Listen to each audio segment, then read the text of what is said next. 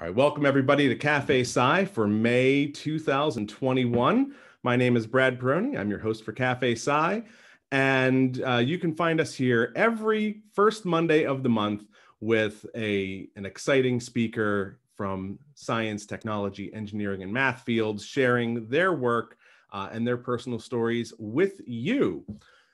Like every month, Café Sci is presented by PPG and sponsored by Cook Mayo Site. And we welcome all of you to invite your friends to join us for the next Café Sci. As I always like to say, the best way to support Café Sci is to invite someone to join us and spread the word. Tonight's speaker is going to be a fantastic one. I'm not saying this because I'm biased, because Bonnie is an amazing person.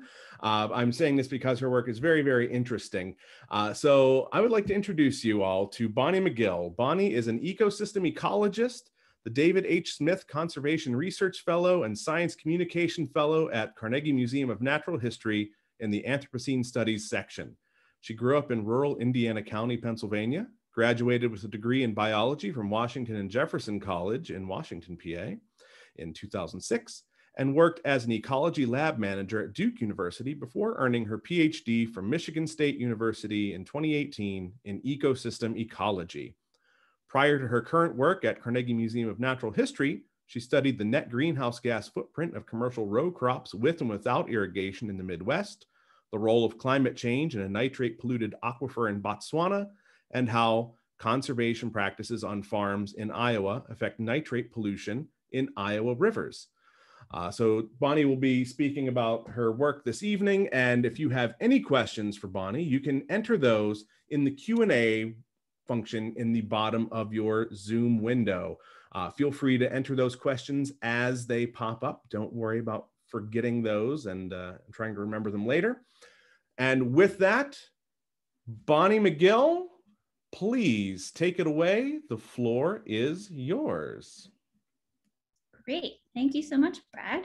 Let me share my presentation. There we go. Yeah, thank you, Brad, and thank you for the invitation to be here with you all tonight. And thanks for taking the time to come to my talk. I hope you find it at least entertaining and possibly, hopefully useful. So my title is Comfortable Spaces for Uncomfortable Conversations, the Climate and Rural Systems Partnership of Western Pennsylvania. I'd first like to say that the Carnegie Museum of Natural History and the city of Pittsburgh is located within the homeland of the people we call the Monongahela. We don't know how they actually refer to themselves, and lands and rivers used by and culturally connected to the Seneca, Lenape, Shawnee, Wyandot, and Osage peoples. I'd like to, in this small way, honor the ancestors for managing these lands and waters into the rich and beautiful landscape that takes care of all of us today. And I'd further like to acknowledge and show respect for their descendants, who are today important members of our community, continuing to steward these lands and waters we all call home. And I'd like to start off my talk with a story. You'll see in my talk that I use a lot of examples and stories from Indiana, PA, which, as Brad said, is where I grew up, in part because Indiana, PA is part of the Climate and Rural Systems Partnership that you'll be hearing about, but also because that's where I'm from. So I feel comfortable talking about it, and I like speaking from what I know when I can. I've worked in a lot of different places where I can't do that. So here I take advantage of that as much as I can. So as the Science Communication Fellow on this project, I try to answer folks' questions about climate change using resources that are as local as possible. And I've been asked a few times about how climate change might be impacting our region's maple syrup producers. And the scientific literature actually doesn't have PA-specific information about this question. And I've checked with leading researchers on this topic at Cornell University, people in Vermont, and so that information isn't really there. So I've been making some phone calls and got connected with Indiana County's very own Alan Kinter, who has been producing maple syrup since 1962. Yes, almost 60 years. And he has long-term records that he's kept for every year with the date that he tapped the trees, the first boil and the last boil, et cetera, that could help me illustrate what is happening locally. And it turns out that Alan is also a retired farmer. So he's been able to help me understand how climate change has affected farming in the area. So we've had a number of lovely conversations. We've built up this relationship. And I told him from the get-go what I'm trying to figure out in working on climate change, working with local communities. So by the third phone call, we were talking about climate again. And I said, Alan, I got to tell you, when your friend gave me your cell phone number, because I was trying to track you down, he said how he's known you for over 20 years. We've done different projects together, but that I should be careful about bringing up this climate change part with you because he wasn't sure if you'd like that.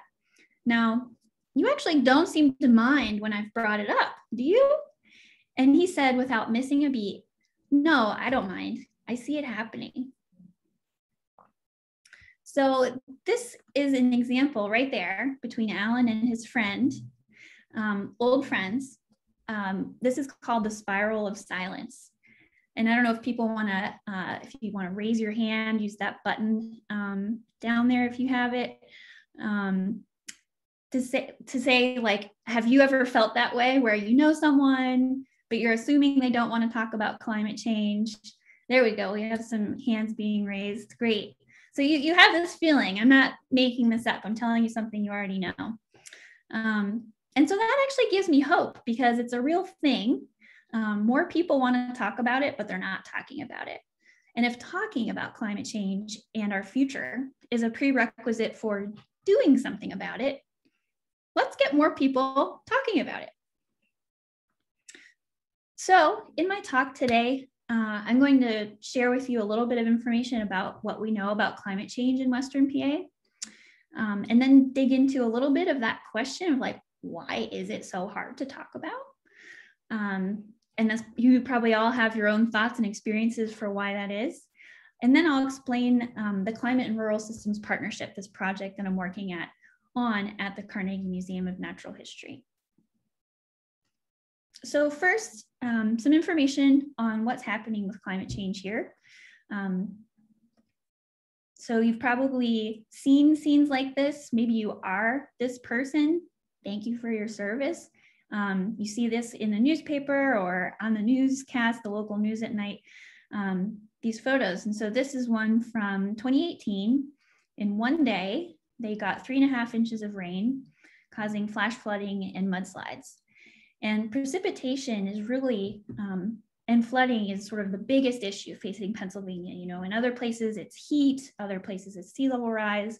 Often it's a combination of things, but here in Pennsylvania, this is the big one, is changes in precipitation. What we have seen so far is that the heaviest downpours that we have here have increased by 71% in the Northeast US. So among all the regions in the US, we're experiencing the greatest change in our heavy downpours, rain events.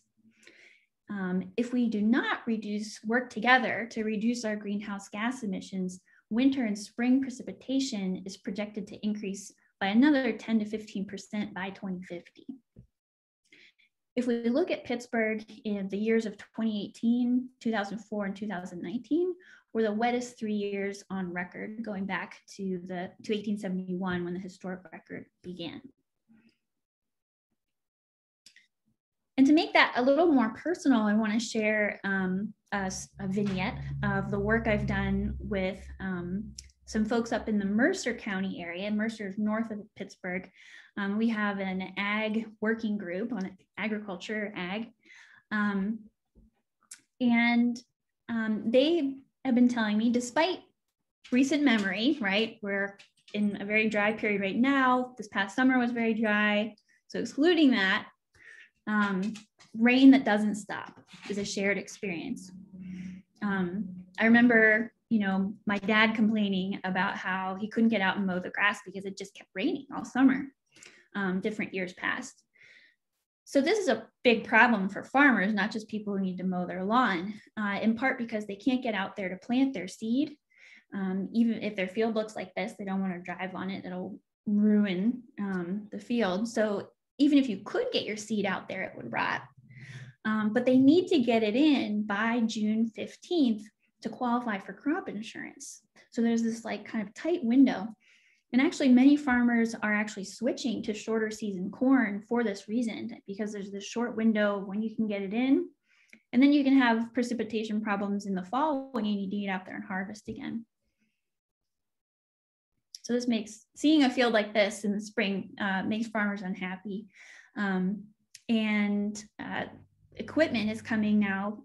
You can get equipment with these really huge tires to help spread out the weight, so farmers can drive on a wet field that they normally wouldn't drive on. So that's kind of an adaptation to this changing climate. So with that observation, I looked to the data to see what was going on. And so I went to the NOAA, National Oceanic and Atmospheric Administration website, and anybody can download weather records. And so I did so for these 11 weather stations around Western Pennsylvania, trying to use stations from smaller towns. So I wasn't getting like the urban heat island effect, for example, impacting the weather stations. And I plotted out, and I'm hiding the data for a moment to explain it to you.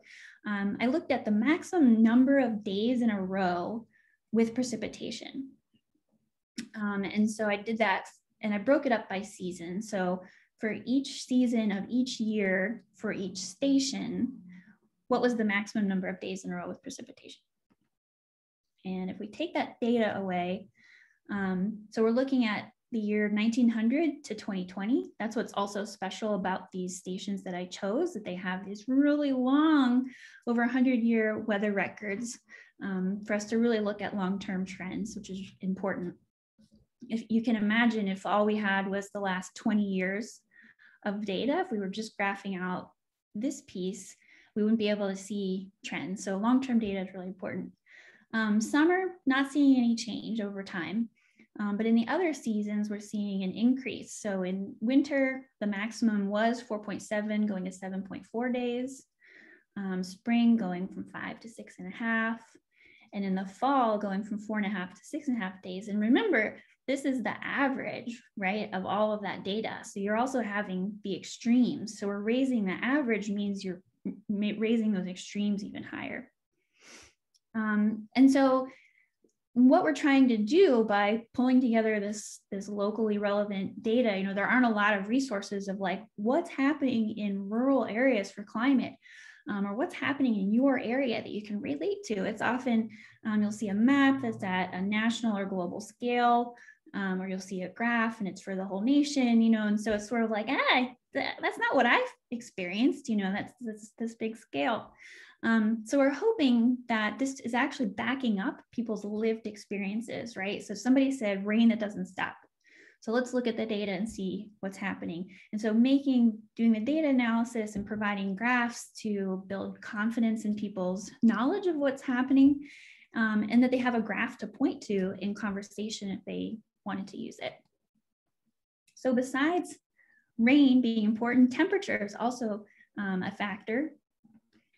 And so over the last century, the annual average temperature in Pennsylvania has increased 2 degrees. But what does that really mean, right? You know, annual average temperature, we're experiencing it moment by moment here, day by day.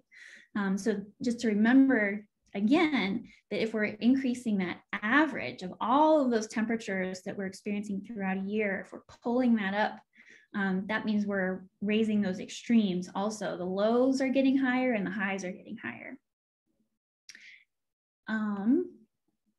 The temperatures in the 2000s have been higher than any other historical period.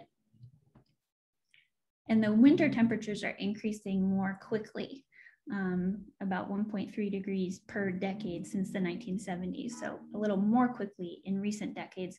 And I chose a photo here of construction workers because the more intense heat that we have will affect people who work outside.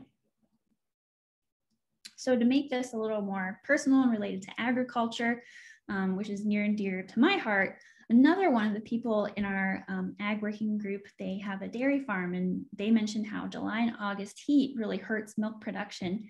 You have to keep the cows comfortable. So I wanted to look at the climate data and see what was happening. So here what I did, and again, I'm hiding the data before I show it to you. Instead of breaking things up by season, I've taken it month by month. And again, we're looking at 1900 to 2020 in each of those panels. And I've looked at minimum temperature. So that's your lowest nighttime temperature, right? When the sun isn't out, what's our minimum temperature? Because that really impacts the amount that animals are able to cool and get relief at night. That also impacts crop growth. If the temperatures don't cool down, the plants have to do more respiration and transpiration using energy and water at nighttime, rather than just putting on more growth into their harvest, their vegetable or their grain or whatever. Okay, so here are the data. Remember, there's 11 stations, so that's why there's kind of this whole cloud of data. April, May, June, no change over time. And you see that, we're going from winter, it's cold, it gets warmer into spring and summer, and then it goes back down, right? That's just how our seasons work in Pennsylvania. But within each month, over time, these other months that have a red line are showing you where there's a statistically significant increase in the temperature. And this number here is showing you how much that increase is. So February, 6.8 degrees Fahrenheit.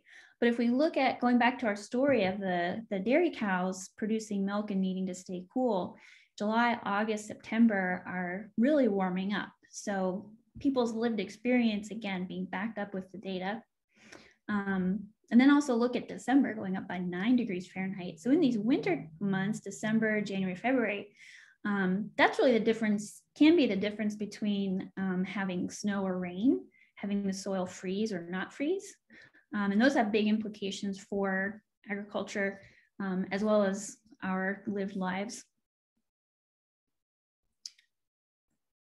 And so I don't even need to show this graph to people, right? As a science communication person, I could take all this complicated part and just say, since 1900, the coolest August nights have warmed 7 degrees in our region, for example. So I'm kind of showing you behind the curtains how that might work. But I'm doing this work with people in our network. I'm going to tell you more about, rather than scientists going and just providing data, assuming it's what you needed. Yeah. So this is what has happened in the past, in the near past. What do we know about the future? So here, since I was working with people in Mercer County, I got data for Mercer County specifically. And this is projected days per year with the maximum temperature goes over 90 degrees Fahrenheit.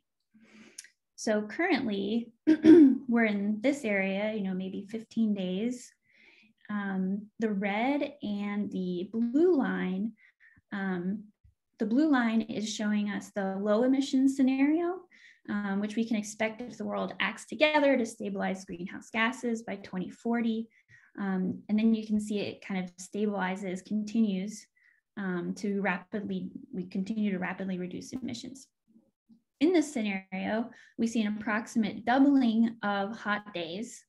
If they're about 10 to 15 today, days over 90 today, there'll be about 25 to 30 by 2050. Unfortunately, that trend doesn't increase too much after that. So you'll have maybe around 40 by 2100. And this is bad, but not so bad that we can't adapt. Meanwhile, the red line here is showing what happens if we don't work together to reduce emissions, and instead the world keeps increasing heat trapping emissions, business as usual through 2100. In this high emission scenario, we're looking at 40 or more hot days a year by 2050. And this trend just kind of continues, so that by 2100, when today's kids will be senior citizens, they will be experiencing a whopping 80 days over 90 degrees in the summer months here in Western Pennsylvania. I don't know about you, but I don't want to live in such a hot Pennsylvania. And I don't want my nephew, who is 6 years old today, to have to deal with that. And then you have to think about the cows and milk production. I don't know how much we can actually just adapt to that rather than like radically have to change what we're doing. But so this gap between the red lines is really kind of a hopeful place, right? Because we look at what we can do. We can be up here with the red line, but if we work together, we can actually pull that red line all the way down to the blue line. So that's kind of cool. We can also wonder, what does that future look like, right? What does 40 days over 90 degrees feel like? So this is a resource that Professors Matthew Fitzpatrick at the University of Maryland and Rob Dunn from North Carolina State University have put together that provides kind of analogs for where the climate models your future climate, this is for in 60 years, looks and feels like today in terms of space. You'll see what I mean. So for Pittsburgh, in a high emissions scenario, we're looking at something like Jonesboro, Arkansas. So that is 10 degrees warmer and 17 degrees drier than the summer in Pittsburgh. I was kind of interested in winter, but I couldn't figure out a way to get the winter part, but we could work on that. So our 2080 will feel like that. But if we work together, we could be more like Madison, Indiana. It's 4 degrees warmer and 2% wetter than our summer in Pittsburgh. So that's pretty different, right? Arkansas, Southern Indiana. And that kind of helps embody like what the whole thing feels like too. So we really try to work with, resources, try to make resources as relatable as possible. Okay, so that's a little snippet of what's going on in Western Pennsylvania, climate change. Why is it so hard to talk about climate change? Anyway, so I'm a scientist, so I get to pick on scientists, right? And historically, we've been part of the problem. So scientists traditionally have often looked like these people mostly. That's changing. And we usually just think like we know what the problems are and the questions, and we generate new knowledge that we give to the public, and they rejoice because, but that's not actually how it happens, right? They have questions, the public has questions that we need to listen to. So here's what kind of has happened with climate change.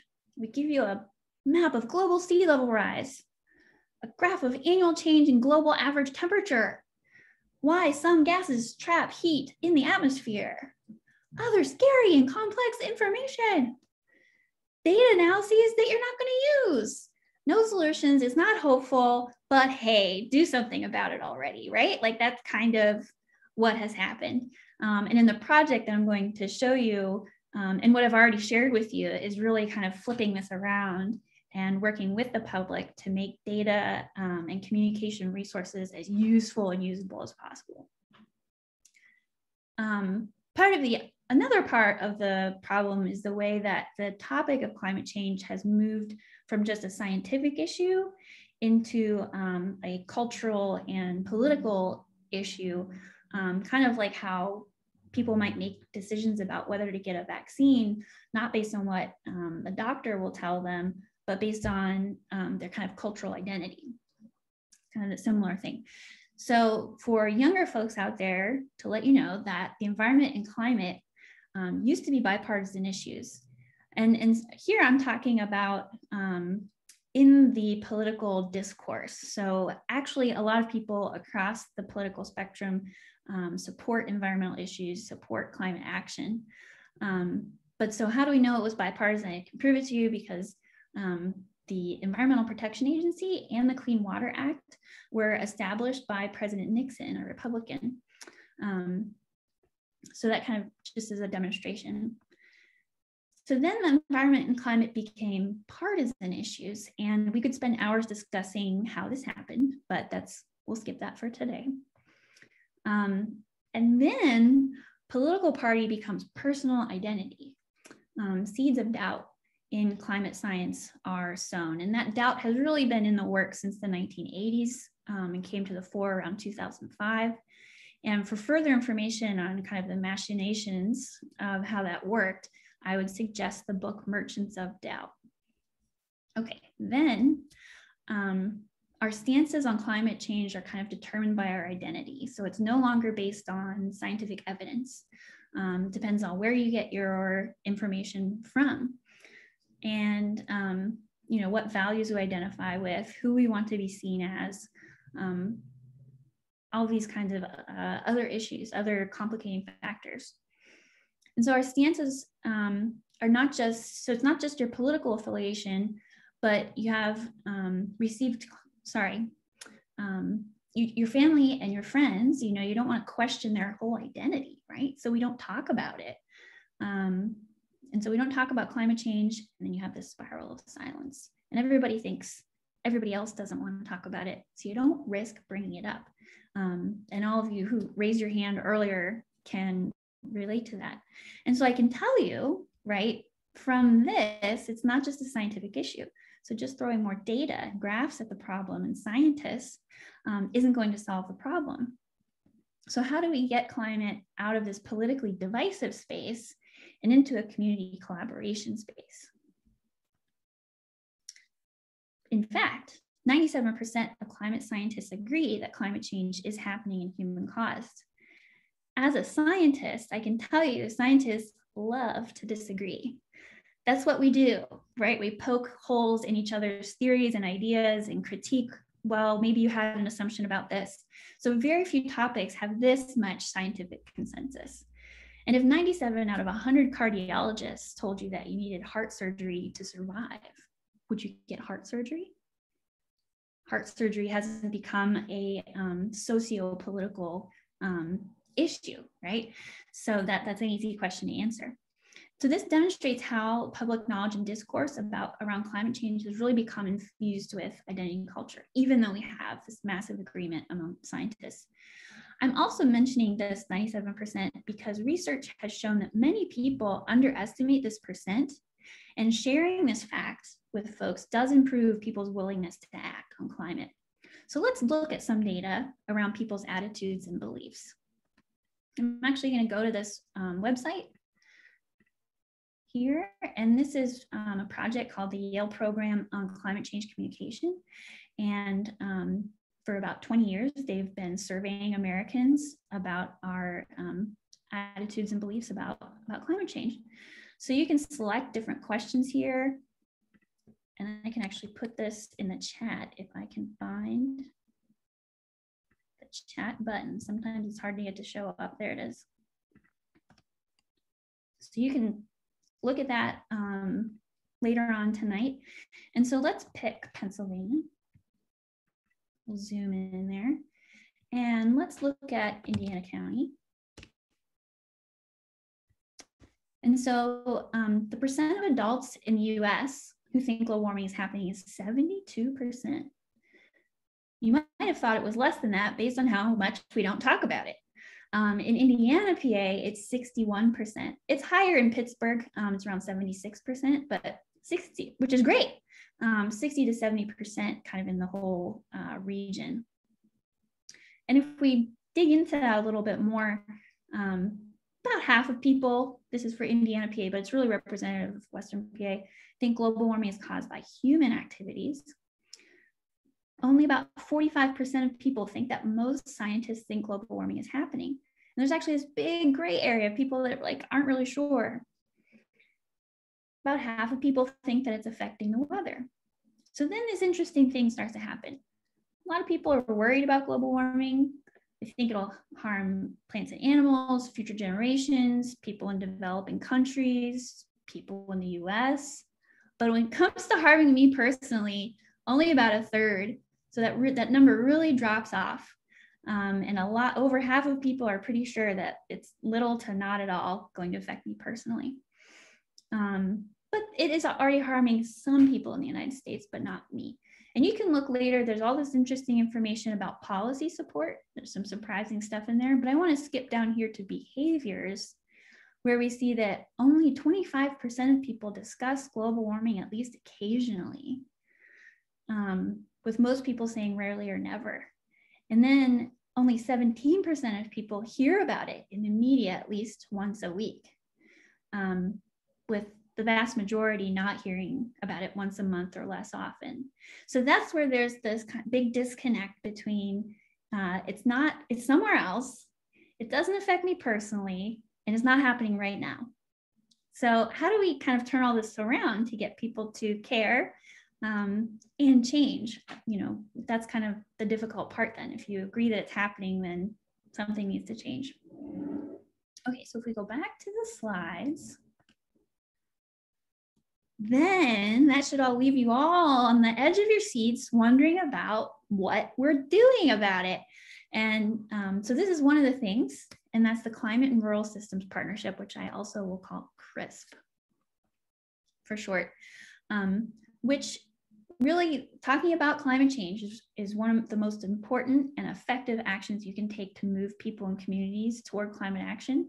So the main idea of CRSP is kind of simply, if you will, to get more people in rural areas talking about climate change. And rather than having urban scientists, you know, like myself, go directly to the rural public and try to like talk about climate change, we use a network-based approach, working with folks in rural areas who are already trusted messengers in their community. So this is kind of a diagram. We have our leadership team, and then we have network members that we work very closely with, and then they have their audiences. So there's kind of this nested, this onion sort of model that we have.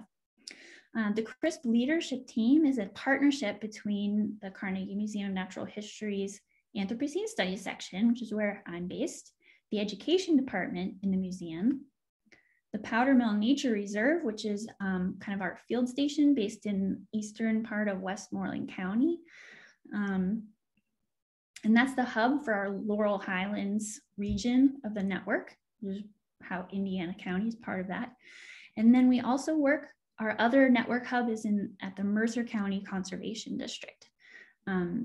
And so that's in northeastern Pennsylvania. And we work with the University of Pittsburgh Center for Learning in Out-of-School Environments. And it's called Up Close for short. And this is a National Science Foundation grant that's making all of this cool stuff happen. Okay. And the researchers at Pitt and also in the Anthropocene studies, we're really trying to understand how does adult informal learning happen, and how does a scientist like myself co-produce useful knowledge with community members. Our network members represent various organizations like conservation nonprofits, state and county parks, the DCNR, NRCS, school teachers, college professors, farmers, conservation districts, et cetera. And we are intentionally bringing together people with different expertise embedded in different parts of the community, because everyone's sort of part of making this change. So where exactly are these communities? This is sort of our geography. We're looking at Western PA counties here, the Mercer County Conservation District. And so this is a map representing attendees at an event we held a few months ago. Excuse me, and the circle size is the number of people from that location that were at the event. And it was in partnership with the Climate and Urban Systems Partnership, sort of our predecessor that was based in Pittsburgh. So we had folks from there, that's why the Pittsburgh circle is so big. And then we have the Powdermill Nature Reserve, which is based in Rector, PA. Yeah, and so here's a photo from Zoom. We do a lot of Zoom, which I'm sure many of you tuning in do. And while we're here, I'd like to thank these folks for their collaboration and credit them with much of what is in this talk this evening. Though if there are any mistakes, those are all mine. And as you can see, we're a fun group of people to work with. Okay, so what's kind of the idea here if we break it down a little further?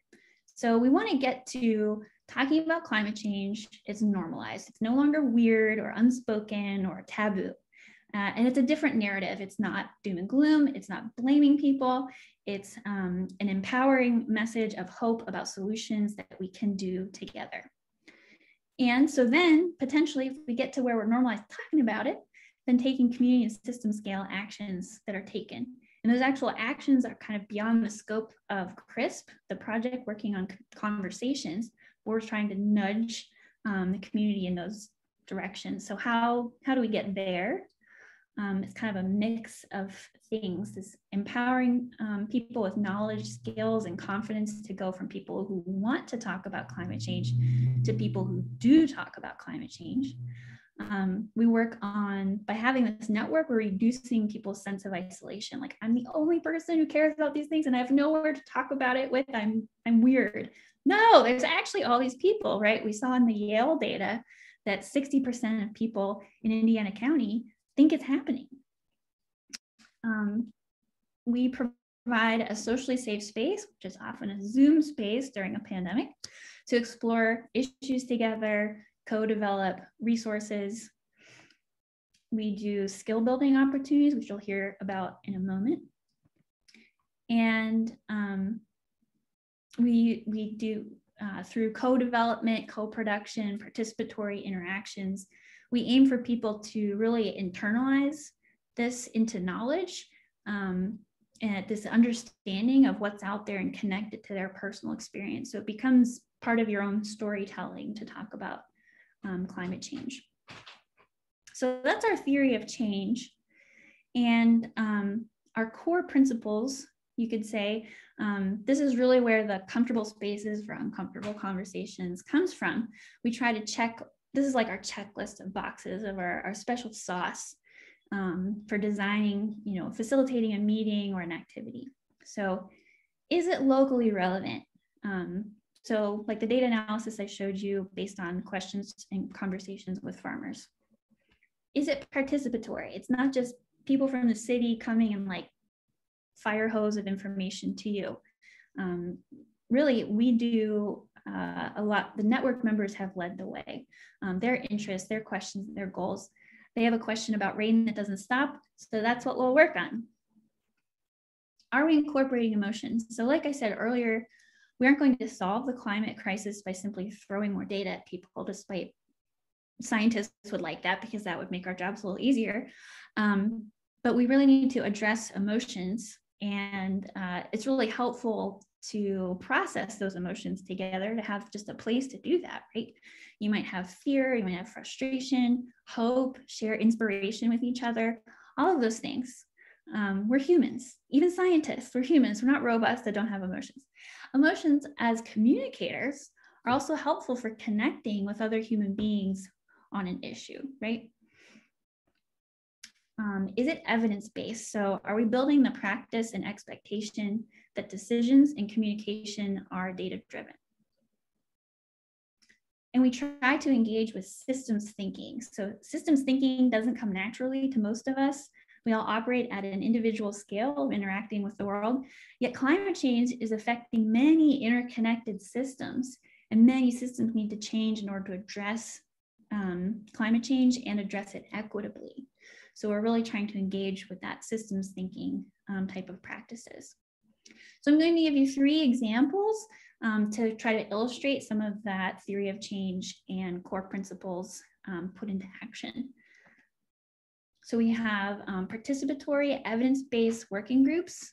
In the Mercer network, we have a group focusing on agriculture, as I told you about earlier, one on watersheds and one on gardening.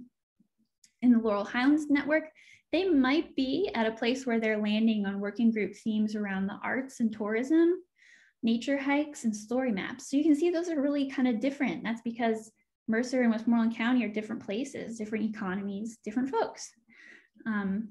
All groups are working toward co-developing communication resources that will help them have climate conversations with their audiences.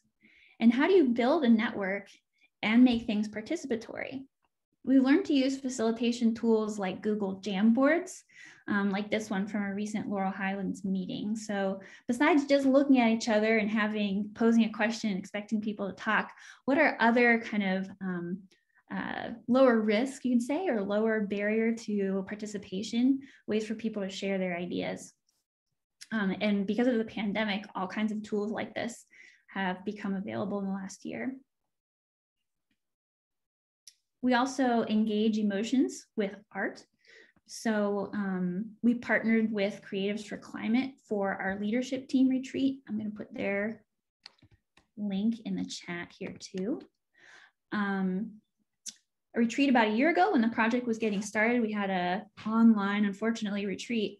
And we did a collage activity that was led by Ann Rosenthal. She's a Pittsburgh-based eco-artist, to represent the connections between our physical place, our communities, and the CRSP leadership team by creating a mixed media collage of what we're excited about and what challenges we face together. And so Creatives for Climate, if you're curious, they're a Pittsburgh-based collaborative of artists, educators, and communicators, and they develop and organize projects and events that invite, challenge, and empower people and communities in Southwest PA to learn about our environmental and social challenges and explore their personal relation to our global and local challenges, and explore ways, each one of us can be part of the solution. So definitely recommend working with them if your organization or workplace or something is interested in this type of work. We also co-designed workshops on climate solutions with Project Drawdown and climate communications with the Climate Advocacy Lab. Our network members were asking for more information about solutions and strategies for how to talk about climate change. And so far, and I'm going to put the links to both of those organizations in the chat for you too. Great resources, great people. So far, the leadership team has been working with the trusted messengers and building that network. And in this second year of the project, 2021, we're hoping to start pivoting more toward the messengers having more conversations out with their audiences about climate change. We'd also like to engage with younger messengers as well. So with the pandemic, we're kind of needing to get creative about creating some venues for community engagement to happen. We can't just wait for the pandemic to be over. And then here I have some CRSP just preliminary results. So from those workshops I just told you about, we did a before and after survey. And one of the questions we asked people was, how confident do you feel when it comes to persuading friends, family, and neighbors in your local community to become more engaged on climate change? And before the workshop, we had, this bell curve, a lot of people kind of in the middle, some people not confident, some people very confident. And after, we didn't have anyone in the not confident, and a lot of people over in the not sure, over to very confident. So that was great. And I'll just note, if you're looking at the numbers, this one is 40 responses and that one only has 31 responses. So the numbers are a little different. Also, another kind of result is I've gone out and participated in a soil health workshop in Mercer County that the Conservation District was holding for farmers in the area. And we had these activities that the Conservation District and farmers, they were talking about soil health and different practices and what works and doesn't work. And then later in the day, we were out visiting a soybean field that had a cover crop on it the previous fall and spring. And we were standing out there. It was a beautiful day, as this photo came from, and I had these poster boards. And I really wanted to gather information from farmers. I wasn't sort of telling them what to do, which obviously isn't often welcome. And I wanted to understand what of your crop management practices are affected by extreme rain and temperatures, and as well as your livestock management. And so we had these two different poster boards, crop and livestock, and the different seasons, and we gave people sticky notes. And there was a little bit of an awkwardness when we first, everybody had their sticky notes and their pencils, and I was standing there with the poster board. And I think my partner at the Conservation District was sort of like, this isn't gonna work. But people got into it. I mean, there wasn't much to lose. They didn't have to speak something in front of people and be judged. They weren't standing up for an idea. They were just contributing their knowledge and observations to help me with my project. So I could take that information and find data and analysis and communication tools that would be useful for them. And my colleague, Dr. Mary Ann Steiner at Pitt, she's done some interviews with network members to kind of understand where we're at, why they're coming back, what they think about the project and participating in it. And I'll just kind of highlight here, one person said, I really enjoy the USDA, the Farm Bureau people, these professionals that are farmers and they work with farmers. I believe they likely have a lot of credibility with their audience. Since you have a message to give, you're barking up the right tree to deliver it through people out here who already have their perspective, who already have the relationships with people who make decisions about the land. So they're kind of talking about, there's already this established network of people. And so talking to people who have those relationships is important. Another person said, we live in a place that is very conservative, hard to talk about things like climate change. So to be involved in something that gives us the tools and helps us open up that conversation with people that live here is very helpful. One of the best parts of your network, you just instantly have yourself trained to listen and involve and include rather than show us how it's going to be or dictate that. So that's really great for us to hear that it feels participatory to them.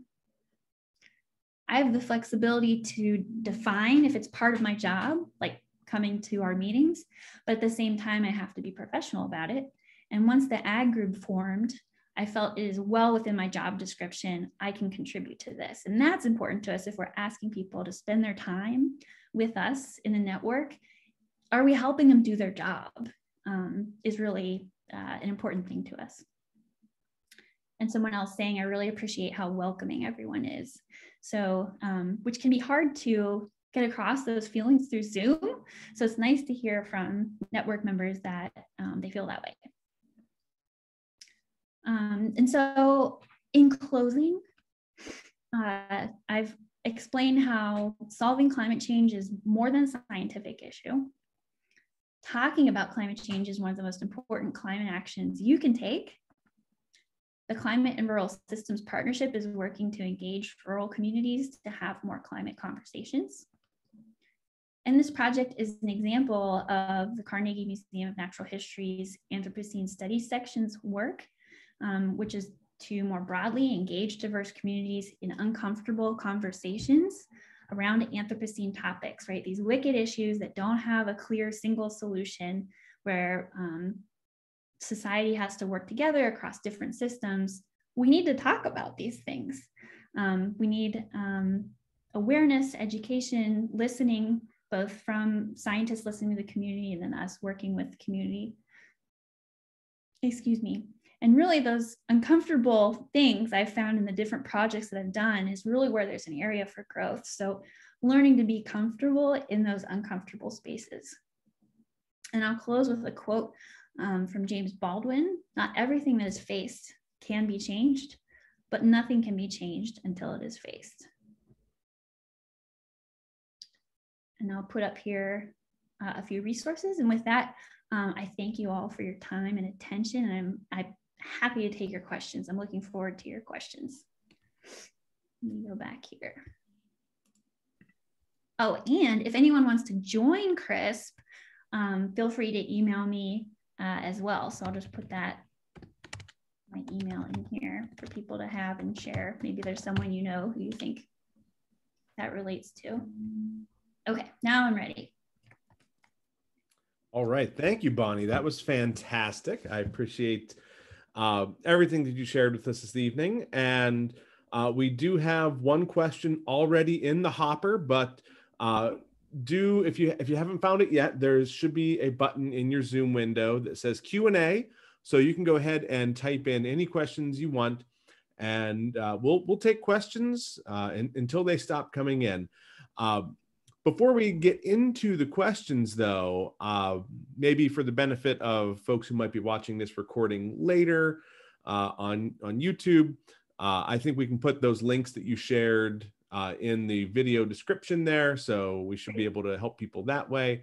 And maybe if you could just give us just a quick little description of the Anthropocene Studies section at the Natural History Museum and what that is all about.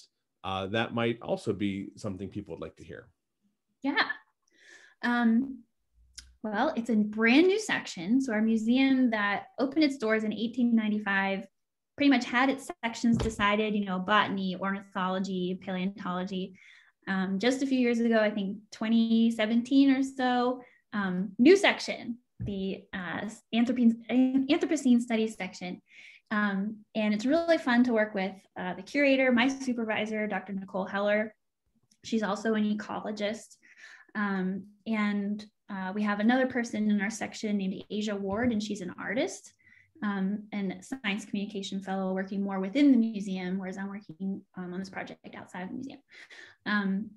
And so the Anthropocene in general is this time that we're in of humans having this huge influence on global processes. So climate, the water cycle, our food systems, migration around the earth, making things like plastic pollution that's going to be in our fossil record. And there's some debate, in the literature among scientists about when exactly the Anthropocene started. A lot of people agreeing the Great Acceleration right after World War II, when a lot of things really ramped up. But so that's up for debate. But the concept really embodies these complex sort of issues, and climate change is a really pertinent, urgent one, as an example. And the Anthropocene also kind of gets at these issues of like, we can't just handle these things in the same way. That's not working. And how do we handle things in a new way that also brings a more just and equitable society? So if we just kind of continue with business as usual, those systems were pretty unsustainable, as well as oppressive to many groups of people. So we really love to engage in these conversations. So our section is less focused around the traditional natural history of collecting things, extracting things from the environment and bringing into the museum and naming them, which is still an important part of natural history, but we're sort of questioning those boundaries of like, what is natural history? And what is a collection in the Anthropocene Studies section? And we're working on public-facing programming where we're engaging in these conversations and empowering communities to take action on these difficult, uncomfortable things. Great, thank you.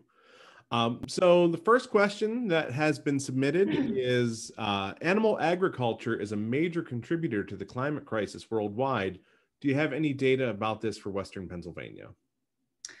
I haven't looked into that specifically for Western Pennsylvania. I can tell you that in the United States, agriculture as a whole, so that includes livestock, as well as like all the things that are soil management and emissions from equipment, that comes to about 10% of our nation's emissions, anthropogenic emissions of greenhouse gases.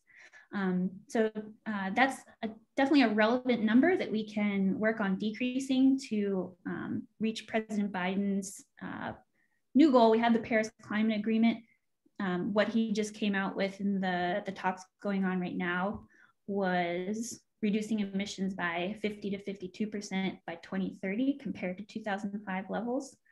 I think that's actually a bit more aggressive than previously it was, which is aggressive good in a good way. And maybe I'll just stop sharing my screen so that we can just, there we go. But I've worked extensively on this question in Iowa, which is where a lot of our livestock production happens. They're #1 in the nation in hog production, #1 in chickens and eggs. Besides, usually think of corn and soybeans, but we're growing all those corn and soybeans to feed to all the animals there. And so that means we're also, Iowa's #1 in animal manure production, which causes all kinds of problems. So I totally agree. It's a big part of the problem. And that's a big part of why more plant-based diets can have a really big impact on reducing sources of emissions, greenhouse gas emissions. So fair point. Yeah, that's a big ripple effect, isn't it? There was a comment here that folks might not have been able to see the links that you put in the chat. We will work to get those posted on the YouTube version of this. But if you click on the Q&A in the bottom of the Zoom panel, you should be able to look at the answered questions. And we've also pasted those links in the answered questions section. So take a look there if you're still looking for those links, and you should be able to find them there. We have a question here from Grace. Have recently watched Kiss the Ground and wonder how much in your research you saw with farmers you've talked with about regenerative farming practices happening or traditional farming practices transitioning to regenerative types of farming. Yeah, great. That's a great film. I'm glad you watched it. I really love how they kind of animated when you plow the soil, you're taking all that stored carbon and organic matter and sort of waking up those microbes and providing oxygen to them. And all that ends up as CO2 going to the atmosphere, which a lot of people don't realize is a big contributor of CO2 to the atmosphere. So great they are watching that. Yeah, regenerative is sort of like the hot term, you know, right now that everyone's talking about. And there's a lot of different, like, how do we define what that is? And really, I think that one of the ways you can define it is, for people who aren't familiar with this term, is a kind of closed cycle. That's my biogeochemist coming out in me, but closed cycle farm. So you have animals and your plants, your crop production, closing that nutrient cycle. So you're growing plants, you're feeding them to animals. The animals are integrated into your cropping system. So we're no longer separating them into factories and fields that aren't connected. And that manure is fertilizing the soil again. And so providing this kind of more closed cycle. So all kinds of different practices and scales, you can do that. Industrialized agriculture, which I've worked with a lot because it has such a big impact on our, you know, it's a huge part of our land base. So it's a really exciting place to work. And so with those systems, it can be harder to transition to regenerative agriculture because they're sort of locked into a certain type of equipment, a certain type of seed, a certain way of doing things. They also have expectations, like their grandparents, the way their grandparents formed a sort of a cultural identity. What are the neighbors going to think if we do something weird looking on our farm? So there's a lot of some barriers to getting more conservation practices on those farms. That said, it's really easy to blame individual farmers. Oh, they don't care, they're causing all these problems. You go and talk to farmers, they are used to being on the defensive side and they don't want to hear about it, right? So there's already this kind of like, again, like a barrier. So what actually sociological research and economic research is showing is that commercial industrialized agriculture operates within this political economic system, the Farm Bill, which really dictates how a lot of the agriculture you see on the landscape operates. And so the farmers are operating within a very narrow system with narrow profit margins, so that it's rational for them not to choose conservation. They're trying to run a business and send their kids to college, just like you and I are. So we really have to think beyond berating farmers and individual behavior changes, which has been kind of the approach for conservation for the last decades. And we've made some progress, but really the harder and uncomfortable conversation about what is in our Farm Bill. How do we incentivize conservation on our landscape? I could go on. That's a great question. But I guess I'll stop there, but glad you all are thinking and asking these questions. Okay, great. So we have a question from Dave. From your presentation, it appears that farmers can play a major role in facilitating discussions on climate change because what affects them affects each and every one of us. Do you find that teachers invite farmers to come and talk to students very often? If not, would that be a potential way to open up conversations on climate change, not only in schools, but when the students go home, to have those conversations in the home as well?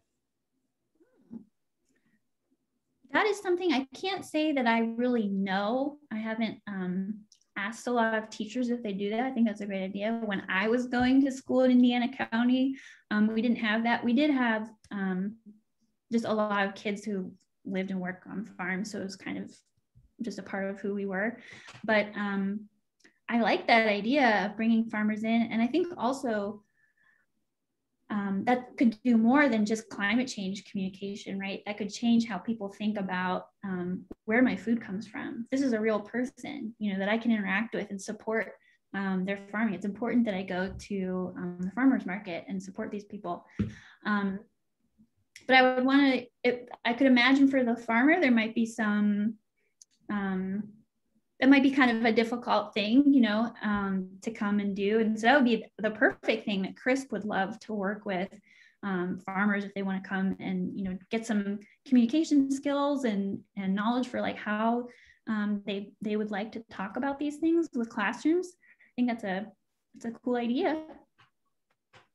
Right. Yeah. Oh, and also Dave touched on students going home and talking about it. And that's huge, because if you can get the young kids bringing it home and saying, Mom and Dad, why aren't we doing something about this? And the research has shown that that's actually a really effective strategy. So great point.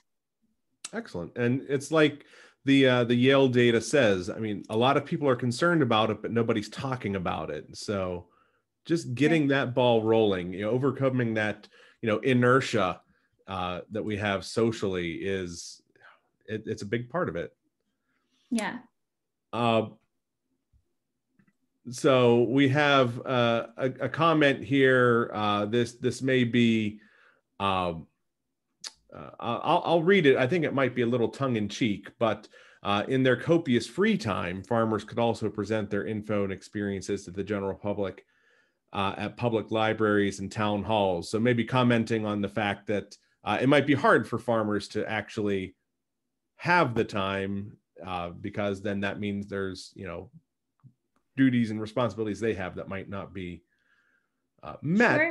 But what do you think about that? Yeah, I mean, they're very busy people, but also that said, if this person is familiar with farmers on a certain scale, if they're a small scale farmer and they have livestock, they have busy all year round.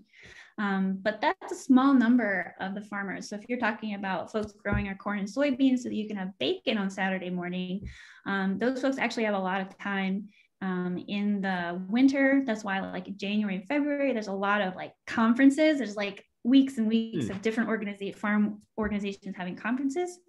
And then also kind of like after they plant, once they get everything in, there's kind of a couple of weeks during the summertime when things are getting started that are kind of calm. So yes, you were being sarcastic and I was responding with, yeah, great. Hey, that's okay. We take every question seriously. Yeah, that's right. So we have a question here from Grace, another question. I live on the side of a mountain that's had 4 landslides in the last 100 years. With the increase in heavy rain events and stabilizing mountainside residences, and that's a big thing here in Pittsburgh. We've got lots of, in southwestern Pennsylvania, lots of these areas. Is there anything you've gleaned in your research that could help with land management, the amount of vines that seem to proliferate and weaken trees? It even seems something just like managing the land around Allegheny County is more of an afterthought than a proactive measure.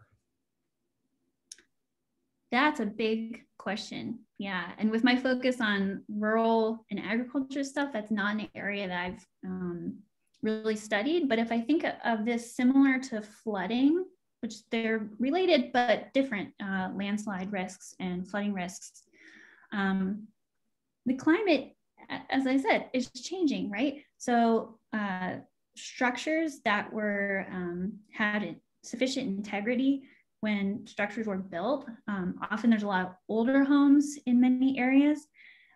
What was okay when they were built in 1950 or 1900 is no longer okay. So we're running into these issues with both flooding risk as well as things like landslides of like, that was okay then. How do we deal with it now? There's difficult questions about like, should people move? Where do we move them to? And these different things. And there's a a lot going on with the FEMA, how they run their flood insurance right now, of potentially like a real shift, a sea change in making flood insurance rates more realistically reflect flooding of the future and not just kind of flooding of the past, where it's been hard to say, no, don't build there, or no, don't rebuild your house after this hurricane because it's going to get destroyed again. We haven't really done that because it's uncomfortable. But then taxpayers are paying a lot of money to rebuild in places we know we probably shouldn't be building. And so these are really difficult conversations, both on policy, but at a local level. So unfortunately, Grace, I don't have a good answer for you besides kind of that big picture view.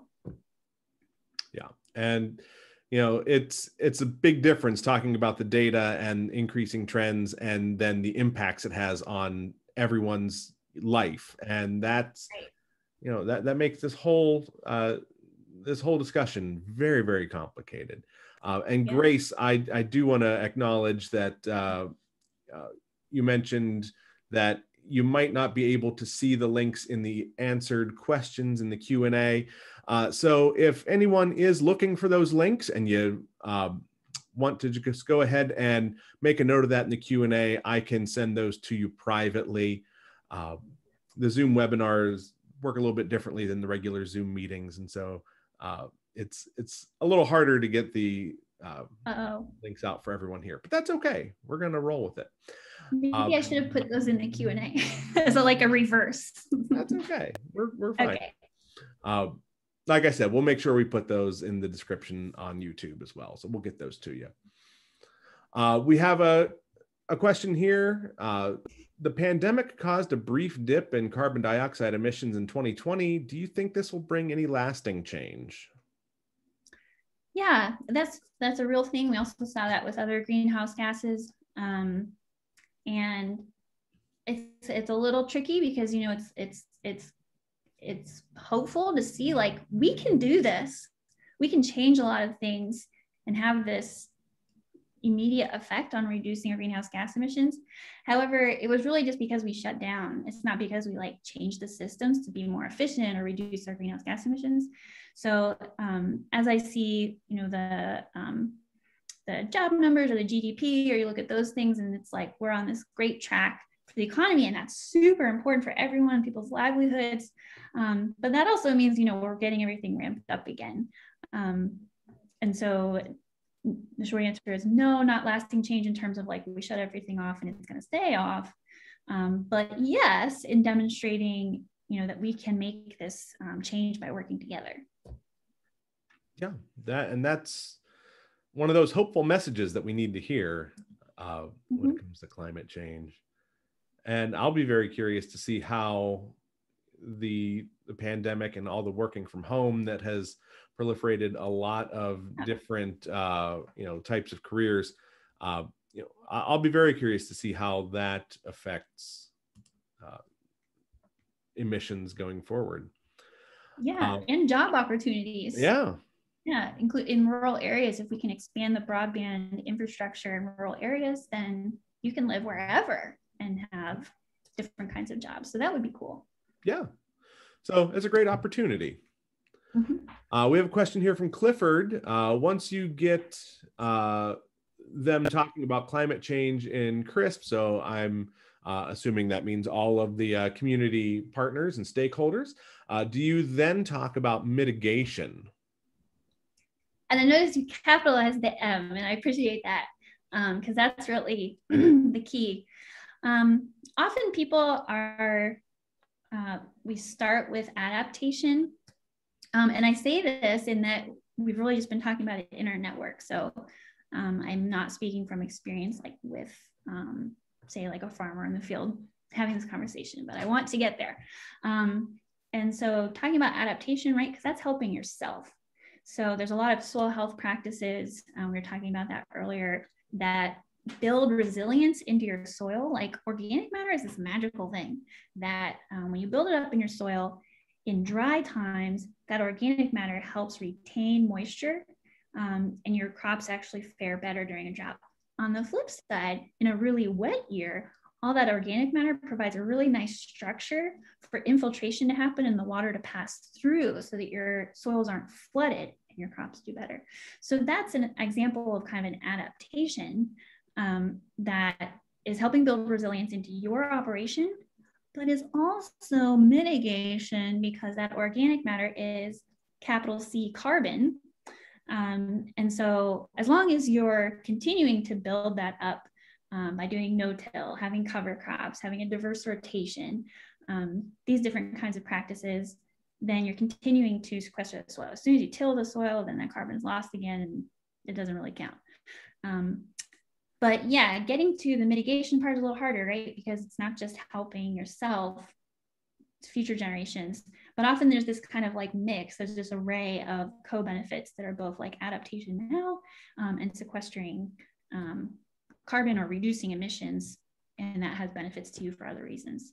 So we try to look at all those different angles to it, but as maybe your question suggests, that is where we would eventually like to get climate action going. Yeah.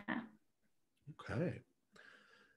And we have one more question in the hopper here from Grace. But if anyone out there still has questions they would like to have answered, make sure you put those in the Q&A box. But it looks like the questions might be starting to dry up.